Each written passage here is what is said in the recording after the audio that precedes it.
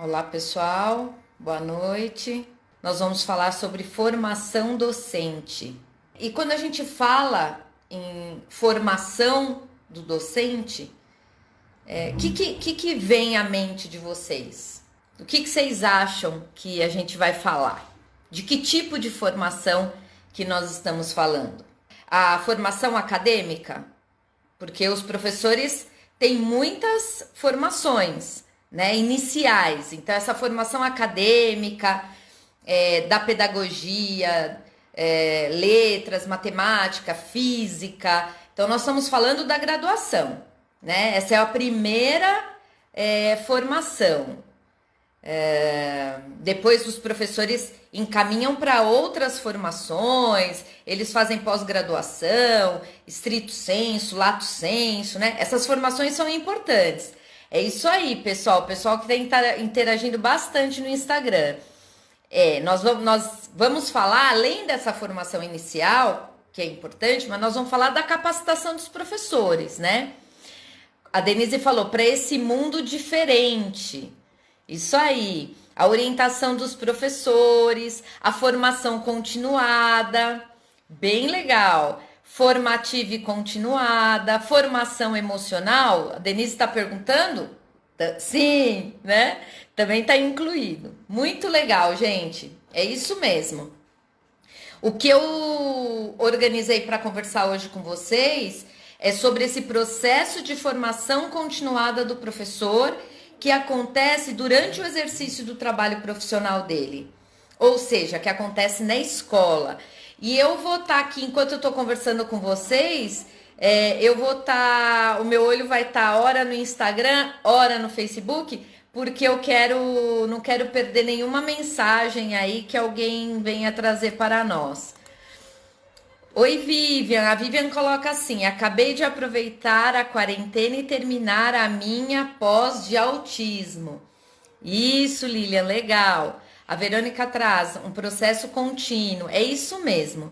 Então, essa formação de professores que a gente vai tratar hoje é sobre essa formação que acontece dentro do espaço da escola, né? Não é uma formação apenas do professor preocupado com o desenvolvimento profissional dele, por isso ele procura outros cursos, por isso ele procura mentoria, por isso ele procura lives. Não, nós vamos falar de um processo de formação que ocorre dentro da escola. E se vocês estão lembrados, na live da semana passada que a gente falou um pouco sobre o processo na verdade, o processo não, a função do coordenador pedagógico, do orientador pedagógico, a gente colocou o quanto o programa de formação de professores é fundamental no trabalho do coordenador pedagógico, né? Então é disso que nós vamos tratar hoje, né? Pensar no processo de formação dos docentes, aquele que ocorre dentro da escola e que, de modo geral, ele está sob a responsabilidade do coordenador pedagógico ou do orientador pedagógico, né? Então, eu gostaria que vocês pudessem continuar participando, como vocês fazem toda semana, colocando aí o que vocês pensam, dúvidas, perguntas, enfim, para a gente interagir, para tentar ser um diálogo, né? Assim, virtual, mas um diálogo. Então, para pensar num processo de formação de professores, eu gostaria de partir da ideia assim, de qual seria a concepção de aprendizagem desse coordenador que vai organizar a formação docente. Porque assim, da mesma forma que o professor cria oportunidades para os alunos aprenderem, o coordenador pedagógico também cria oportunidades para esse professor se desenvolver no dia a dia dele de trabalho, né? E a maneira como o professor programa as suas aulas, seleciona as metodologias, está intimamente ligado à concepção de aprendizagem que ele tem, né? E a mesma coisa acontece com o coordenador, né? A forma como ele pensa a formação de professores está intimamente relacionada à concepção de aprendizagem que ele tem, né? Só que aí é ele e os seus professores, né? Quem estaria no lugar desse aprendente, desse estudante, é o professor. Então, partindo disso, eu vou partir da minha experiência, né? Portanto, da minha experiência, portanto, da minha concepção de aprendizagem, né?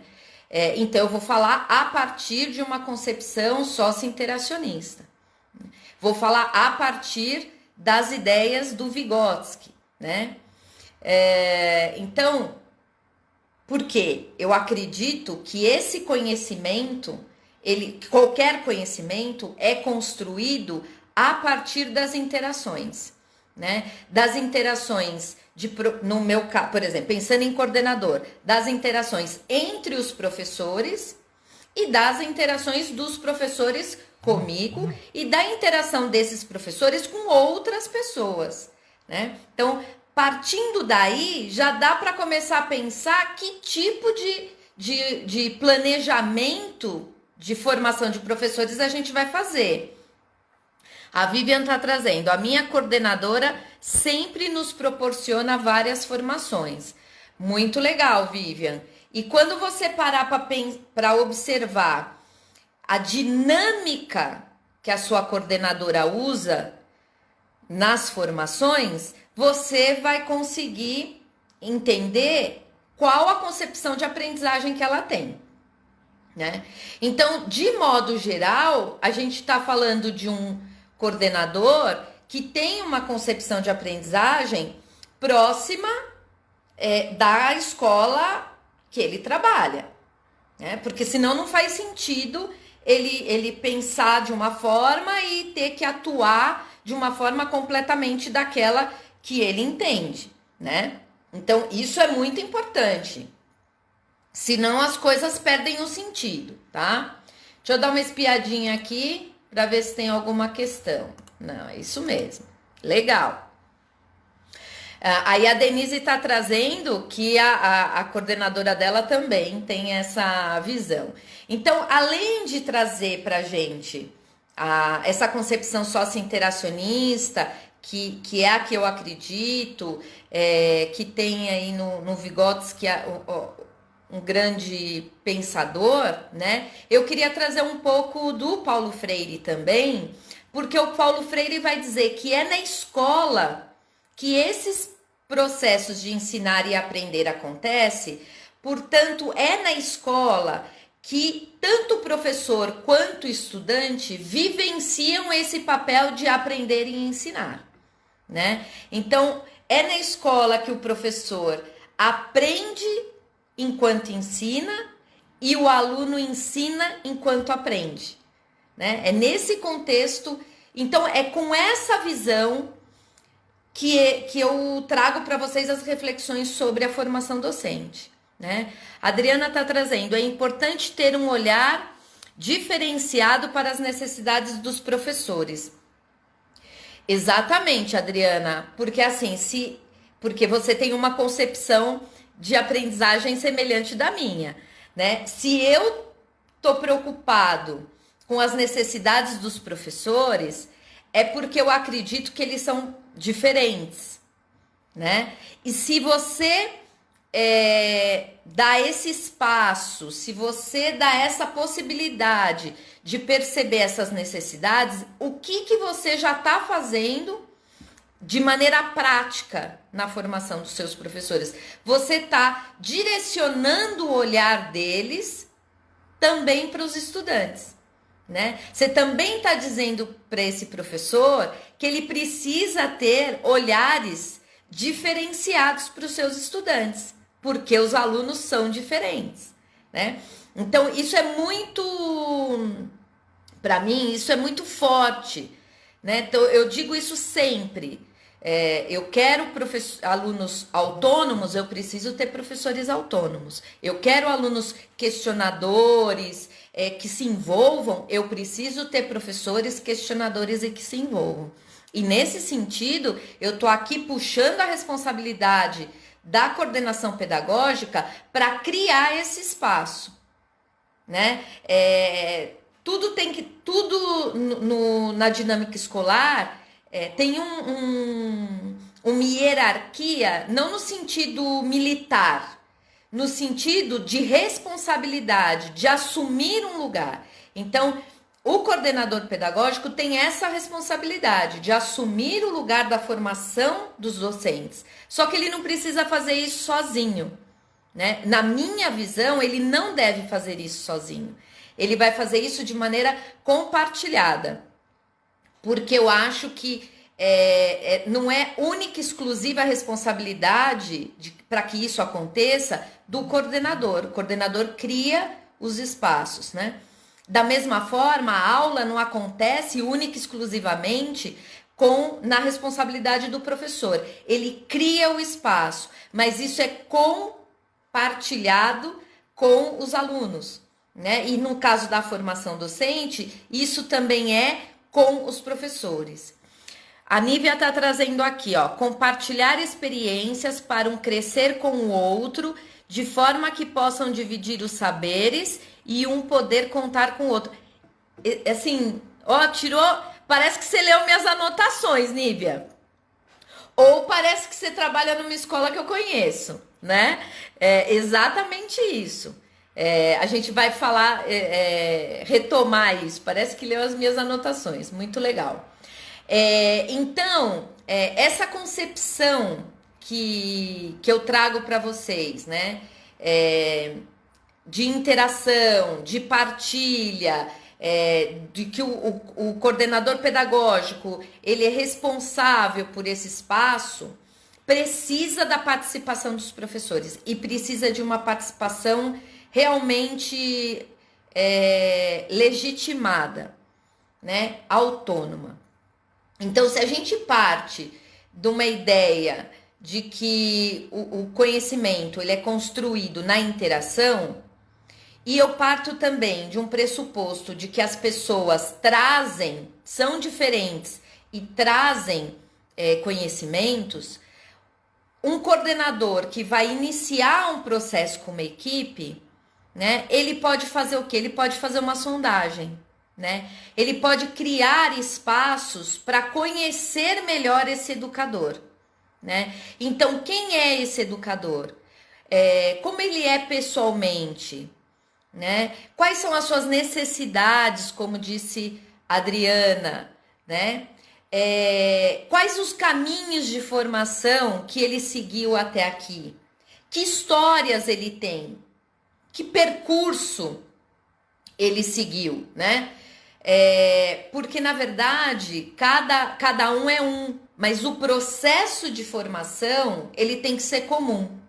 Porque o processo de formação, ele vai levar em conta toda essa diversidade dos professores, mas ele tem um propósito único de estar próximo ao projeto político-pedagógico dessa escola, que é coletivo, né? Então, se eu, como coordenador pedagógico, entrar com a ideia de só responder às individualidades, sem ter um norte comum, corro o risco de perder a minha equipe e de deixar essas coisas muito soltas, todo mundo muito solto. Então, eu vou levar em conta essas individualidades, eu vou levar em conta a história de cada um, mas eu tenho um objetivo lá na frente, que é aperfeiçoar todo o processo de aprendizagem com foco no projeto político-pedagógico dessa escola, da escola que eu sou coordenador pedagógico. E de um projeto que eu ajudei a construir, porque o projeto político-pedagógico da escola ele é construído pela equipe pedagógica, coordenadores, professores, tá? A Adriana está trazendo mais uma contribuição. Assim como os alunos dão sinais do que precisam, os professores também dão esses sinais. E precisamos ter um olhar diferenciado e uma escuta apurada. Exatamente, Edri, isso mesmo. Esse plano de formação docente, ele é um planejamento, como é o planejamento que o professor faz, mas ele é um planejamento que ele é construído junto com os professores, né?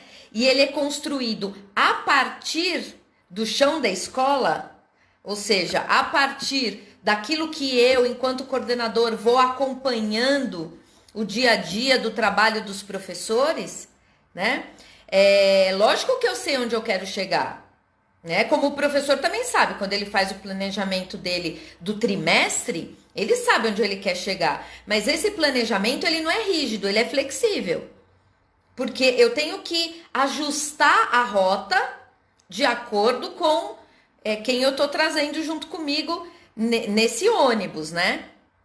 Então, a mesma coisa é o processo de formação do docente. Eu tenho um planejamento que é intencional, né? Eu sei onde eu quero chegar com a minha equipe, só que ele tem que ser flexível, porque na medida em que ele vai acontecendo, na medida em que eu vou tendo esse olhar, apurando o meu olhar, apurando a minha escuta para as necessidades, porque muitas vezes a necessidade ela não vem dita de uma maneira clara, com palavras, né?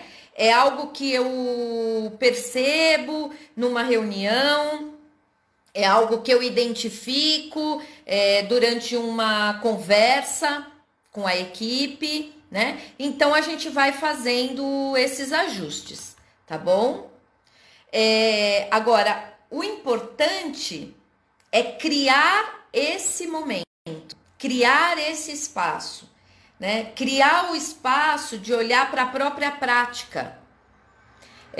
O trabalho do professor, de modo geral, é um trabalho mais solitário dentro da sala de aula, né?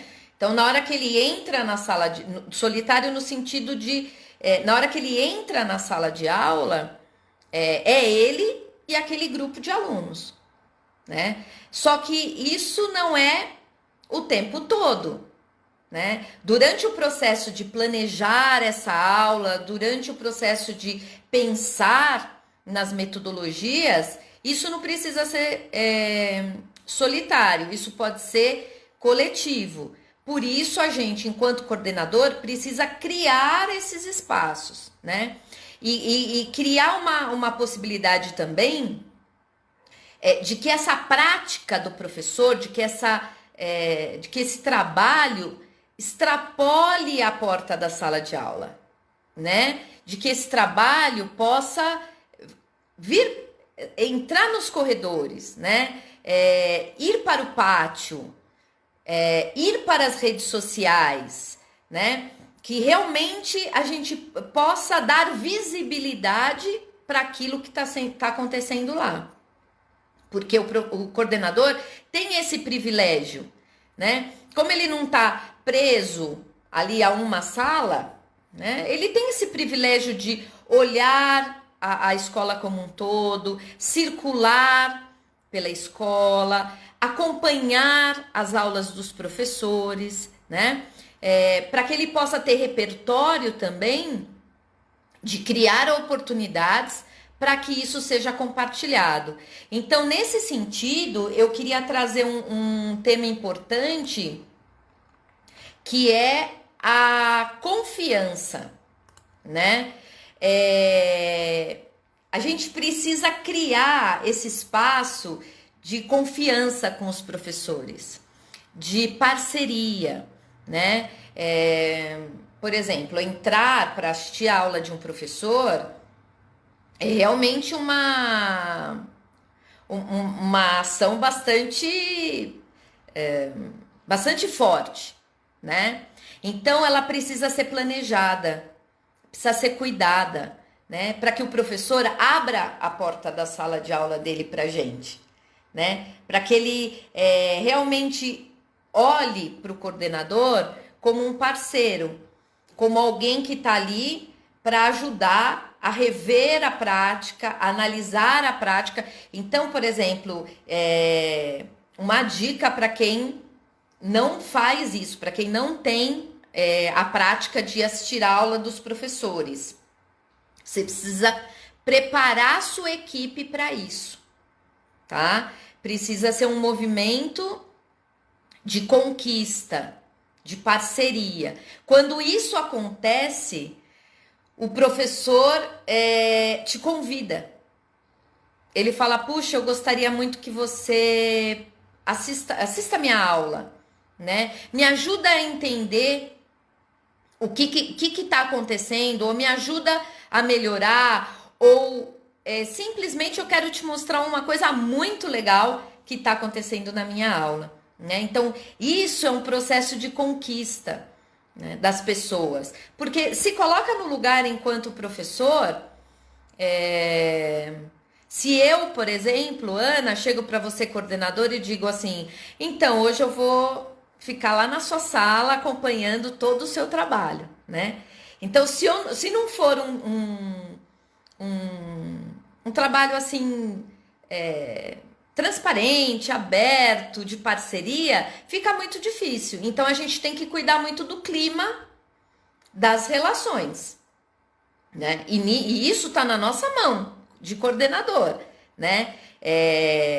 Nós, enquanto líderes desse grupo, a gente tem que criar estratégias e cuidar para não gerar, por exemplo, ciúmes, medo, insegurança, né? De repente a gente dá espaço para um mais do que dá para o outro, né? Então a gente precisa ter esse olhar e essa escuta que a Adriana trouxe, né? Bastante apurado para a gente não cair nesses riscos, né? Porque senão a gente pode perder a equipe, tá? Então, esse espaço de partilha dos professores, esse espaço de formação, ele é intencional. Então, eu vou sempre repetir essa frase que ele é intencional. Porque do mesmo jeito que os professores, que os coordenadores falam para os professores, professor, toda ação pedagógica, ela é intencional, então toda ação de formação de professores também precisa ser intencional, né? Planejada, revista. Então, outra coisa que eu gostaria de trazer para os coordenadores que tem a ver com essa ação, com essa forma de fazer, né? É que você seja sempre o mais transparente possível, o mais aberto possível e o mais acolhedor possível, né? E levando em conta essas diferenças dos professores, identificar que momentos você vai intensificar essa formação coletiva, no sentido de um espaço coletivo, por exemplo, numa reunião, e em que momentos você vai intensificar um trabalho individual, tá? Vocês percebem a semelhança com o trabalho do professor com o aluno? É idêntico, né, nesse sentido. Então, o professor também vai identificar em que momentos ele vai criar esse espaço coletivo para o aluno se colocar de confiança, e em que momentos o professor tem que fazer um trabalho individual. Porque nem todo mundo está no mesmo tempo, nem todo mundo tem as mesmas experiências, tem as mesmas referências, né? Então, mas de modo geral, com bastante cuidado, com bastante acolhimento, a gente precisa ser direto, a gente precisa ser pontual, a gente precisa trazer o professor para uma reflexão mesmo, né? Então, criar estratégias para conduzir, quando for um trabalho coletivo, esse trabalho coletivo da melhor maneira possível, né? Para que ninguém se sinta intimidado, para que o professor possa se sentir confiante de dar uma opinião no trabalho de um colega, né?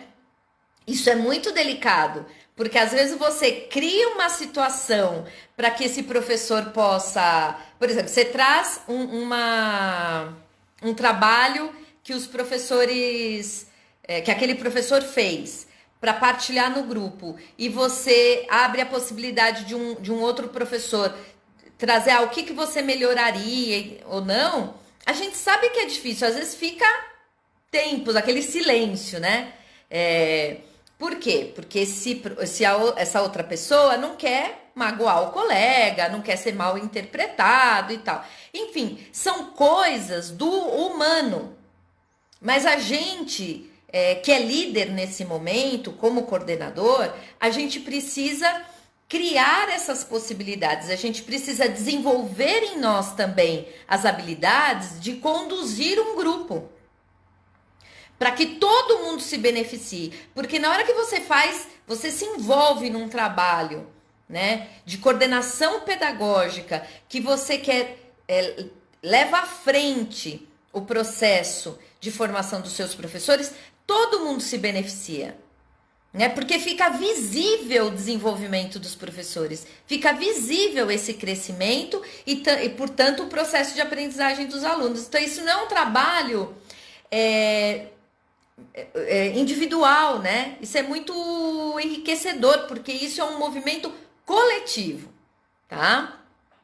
Deixa eu ver aqui, a Antônia é coordenadora também. Trouxe aqui, ó. Essa interação favorece experiências de aprendizagem, de partilha, de colaboração e de cooperação. Isso mesmo, Antônia. Tem que ser por aí, né? Não não dá para ser isolado.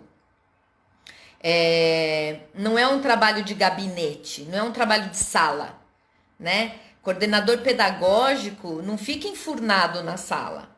Ele tem uma sala onde ele fica ali em alguns momentos, onde ele vai ler planejamento, ler relatório, né? Organizar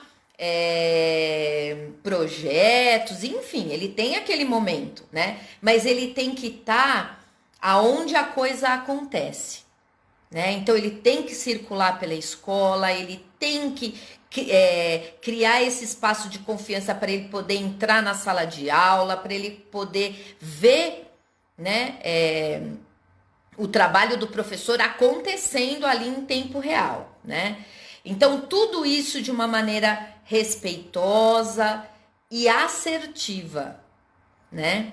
Então a minha fala precisa ser assertiva, né? Para que eu não dê para que as pessoas não deem outras interpretações, enfim, e ficar muito atento a como as pessoas recebem isso, né? Porque aí nesse processo de receber aquilo que você colocou, você percebe se houve um mal-entendido, se não houve, se tá tudo bem, né? Porque aí você tem tempo de ajustar, né? Porque a gente não dá conta de tudo, a gente não controla tudo. Mas se estamos atentos às reações, aos olhares, às falas dos professores, a gente percebe se de repente a gente pisou na bola, né?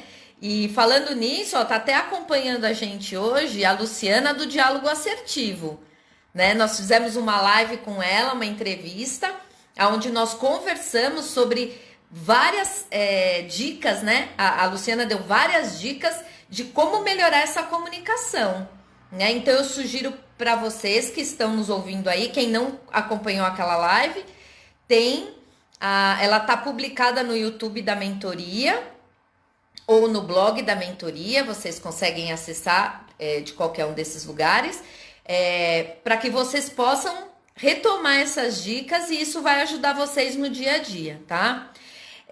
A Juliana colocou, Juliana também é orientadora pedagógica, ó, o trabalho coletivo em todos os espaços da escola.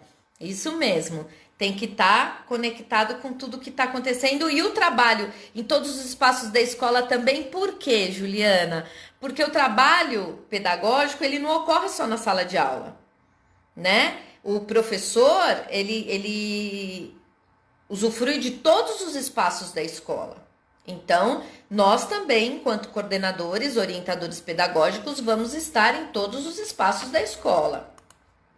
Eu queria aproveitar e dar uma dica e dessa dica para vocês que eu falei da comunicação assertiva, é que todas essas conversas que a gente vem tendo, eu individualmente com vocês, ou quando eu trago alguém para participar, um convidado para participar dessa conversa, todas essas, é, todas essas falas estão gravadas, não só no Instagram, tá? Elas foram editadas e elas estão disponíveis lá no canal da mentoria.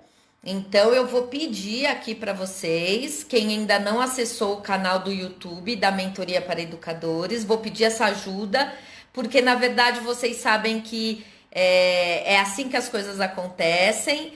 A internet ela funciona por algoritmos, então é na medida em que as pessoas acessam aquelas páginas, se inscrevem nos canais, curtem ou fazem comentários, aquelas imagens, aqueles vídeos ficam mais visíveis. Então hoje eu estou fazendo esse pedido aqui para as pessoas que estão me acompanhando.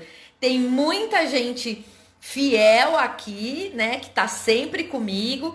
Então eu vou pedir para vocês assim, acessem lá, porque estão todas disponíveis. E quando eu pensei nesses temas, quando eu venho pensando nesses temas, em convidar essas pessoas para participarem, eu venho pensando nos coordenadores. Então vocês podem utilizar aquelas lives que estão lá no processo de formação de vocês, dos professores, né? Então, encaminhem um link para os professores assistirem, depois vocês podem usar aquilo de discussão, e se quiserem me mandar sugestões, Ana, eu não concordei com isso, Ana, eu queria entender melhor, eu fico super grata, porque eu sou muito da troca, eu gosto muito de dialogar, de compartilhar. E estar hoje na internet fazendo as lives é um exercício para mim, que num primeiro momento eu fico solitária aqui falando, mas tentando interagir o máximo que eu posso com o que vocês colocam, né? Mas assim, vocês podem participar muito mais, né? Mandando para mim no direct, ou mandando mensagens. Lá no blog mesmo, vocês podem mandar mensagens dizendo: Ana, aborda tal assunto, Ana, reveja esse assunto, enfim, coisas que acabam me ajudando bastante, tá bom? Deixa eu ler aqui que o pessoal colocou mais alguma coisa. A Alessandra colocou assim: quando eu exercia a função de coordenadora pedagógica, eu tentava fazer exatamente dessa forma. Aproximação com o professor, empatia, confiança, isso facilita muito na hora dos feedbacks. Exatamente, Ale. E outra coisa, feedback. A gente precisa dar feedback para as pessoas, né? A gente precisa dar devolutiva. É importante para quem para o professor, para quem está fazendo, né? Aí a Lei colocou mais um pouco aqui. A maneira como o professor recebe geralmente não tem resistência, e sim um engajamento a favor do andamento positivo da prática docente. Nossa, muito legal isso. Muito legal. E a Mônica coloca: e a dúvida de um pode ser a do outro. Com certeza, Mônica, isso de modo geral, é isso mesmo, né? Existem pessoas que têm uma sensibilidade de, quando estão num grupo, perceber a dificuldade do grupo e são mais livres, corajosas, enfim, e elas acabam colocando mais. Então, muitas vezes, elas não estão falando ou não trazem aquela reflexão apenas por elas. Muitas vezes faz isso em nome de um coletivo, em nome do grupo, que é isso que a gente quer, né? Porque quando a gente pensa na formação do docente, a gente está pensando em despertar o melhor, o potencial de cada um, mas para um bem maior, né? Lembra? Para um bem maior, para que aquele projeto político-pedagógico realmente aconteça na prática, né? Então, isso é muito legal. Por isso é importante ter esse olhar e essa possibilidade de condução de grupo, né? Ó, se tivesse uma formação que eu sugeriria a um coordenador pedagógico, por exemplo, é aprender a trabalhar com grupos, né? Porque conduzir um grupo, a gente precisa, são habilidades que a gente precisa desenvolver para isso, né? Essa, as habilidades relacionadas à maneira como eu observo as pessoas, como eu escuto, né? Como eu consigo ler o que o grupo tá me oferecendo, né? Às vezes é visível perceber uma resistência, né? E aí eu preciso perceber essas coisas para saber como ajustar a minha rota, né? Para chegar lá, porque eu tenho um objetivo, né? Todo mundo envolvido no projeto da escola, todo mundo preocupado com a aprendizagem dos alunos, né? Então, isso é fundamental. Empatia também, Mônica, com certeza, empatia é uma das habilidades aí. Deixa eu ver o que mais aqui. Bom, outra coisa muito legal que eu queria trazer. Ah, deixa eu ver aqui, a Antônia tá falando. O coordenador precisa transitar no chão de sala de aula. É um dos melhores laboratórios de formação, pois traz indicadores para ampliar o nosso trabalho no espaço escolar. Nossa, que lindo! E a Ana Lúcia, que saudade! Olha, a Ana Lúcia é uma professora nota 10. Se puder, ligo até para a coordenadora dela para dizer, mas não vai precisar. A Ana Lúcia foi como uma mentora para mim no início da minha carreira. A gente sempre, quando a gente começa a trabalhar, né?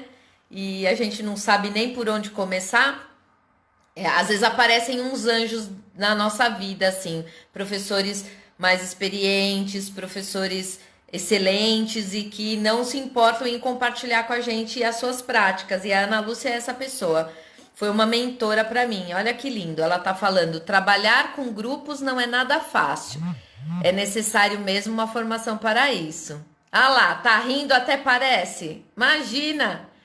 Ó, se você tá gostando da minha live, você tem que ficar orgulhosa, porque você foi uma das pessoas que me ajudaram nesse início de carreira. Porque uma outra característica, habilidade que a gente tem que ter, que a Mônica trouxe a empatia, é também a humildade, né? Porque a gente não tem que ter esse movimento de achar que sabe tudo. Que na verdade a gente não sabe é nada, né? A gente tá aqui para aprender. E quando a gente tem essa postura de estar sempre aberto para aprender, isso é o máximo, né? Bom, aí eu coloquei aqui para a gente ir finalizando um pouco a nossa fala, que o coordenador pedagógico ele se constrói enquanto profissional, ele constrói esse percurso ao longo do seu trabalho, ou seja, como professor, né? O professor não aprende lecionando, né? E revendo a sua prática, o coordenador também aprende no exercício da coordenação, né? Então, por isso que ele tem que ter em mente que o trabalho dele é um trabalho contínuo e é um trabalho de escolhas. Eu preciso escolher, porque lembra que a gente conversou a semana passada?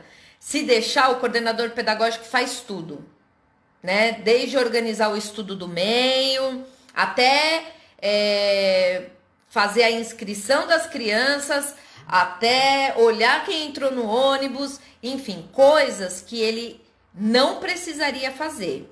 Eu sei que existem muita diversidade nas escolas, por tamanho das escolas, função, enfim. Mas o coordenador pedagógico não pode perder a sua essência, o seu ponto, aquilo pelo qual ele tem que focar, né? Que é a formação docente. né? Então, assim, organize o seu tempo, faça o seu planejamento, né? E crie um planejamento, um plano de ação específico para a formação docente. Eu acho que eu já compartilhei isso com vocês, mas na rede que eu trabalho, na Associação Cultura Franciscana, é uma rede, hoje temos 6 escolas e eu, como gerente educacional, trabalho diretamente com as coordenadoras pedagógicas e educacionais, né? Então, uma das coisas que elas fazem para mim anualmente elas montam o plano de ação, né? Mas nem contem para elas que o plano de ação não é para mim, né? Elas me enviam, mas na verdade o plano de ação não é para mim. O plano de ação é para elas, né?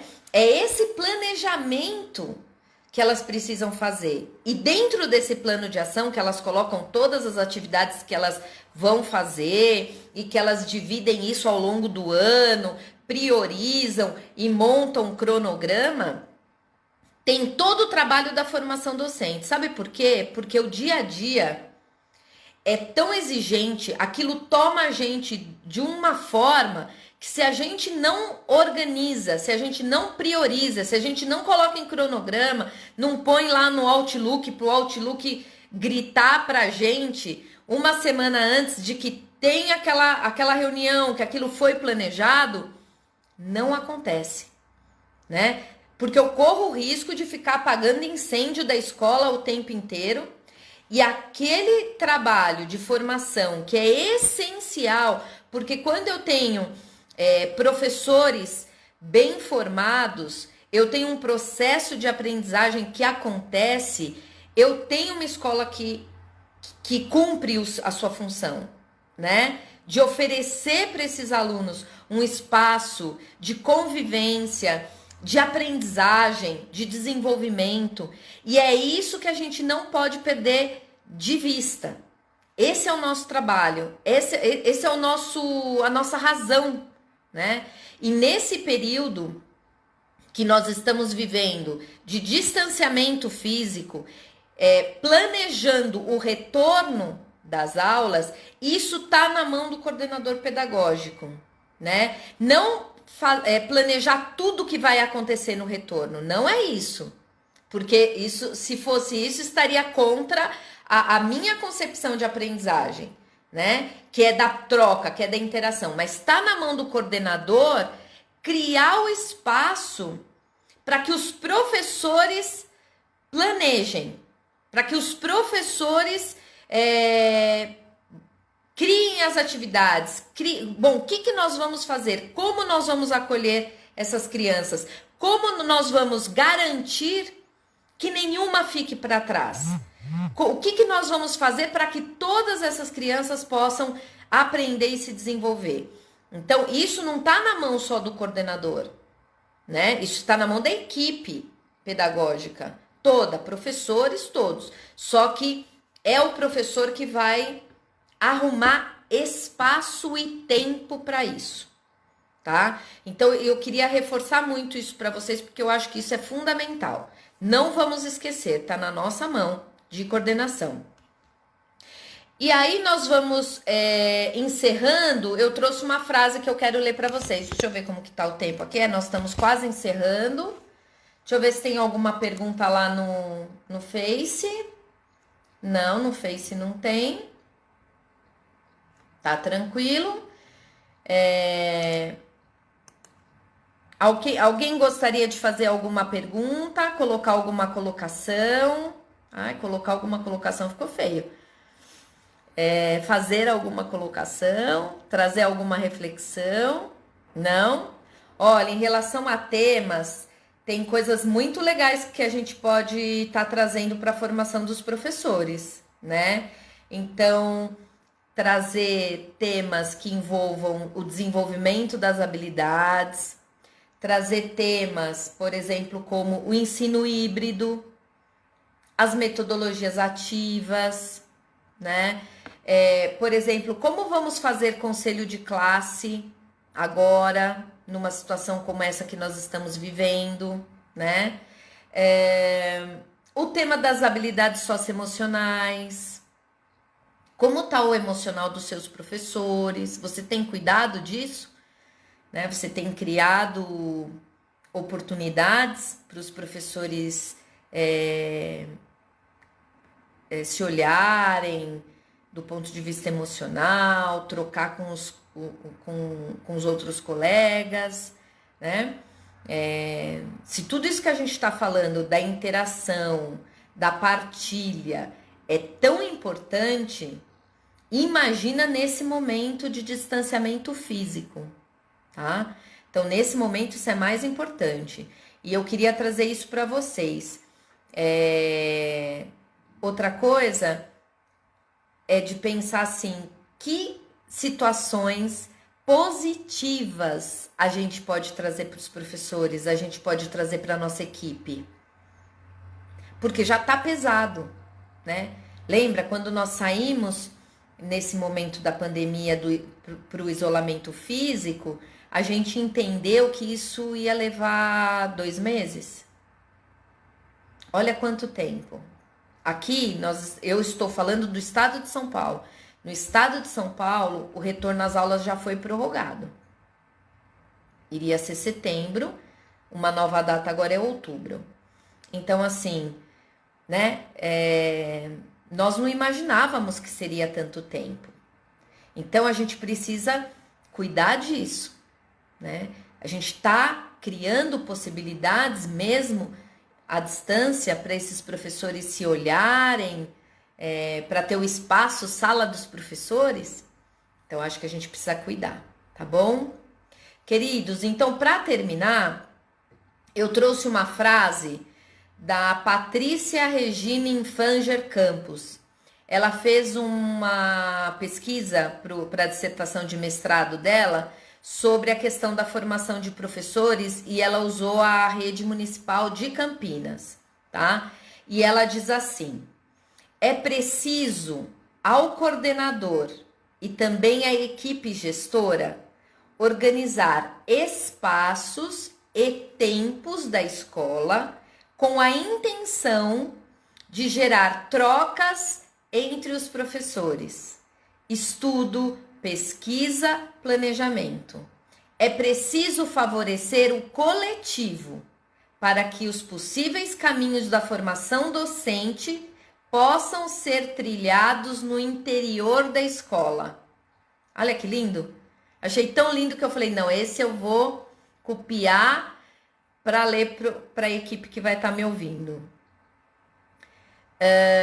A Mônica coloca, conselho de classe é desafiador presencial, fico imaginando quais seriam os novos critérios. É muito difícil.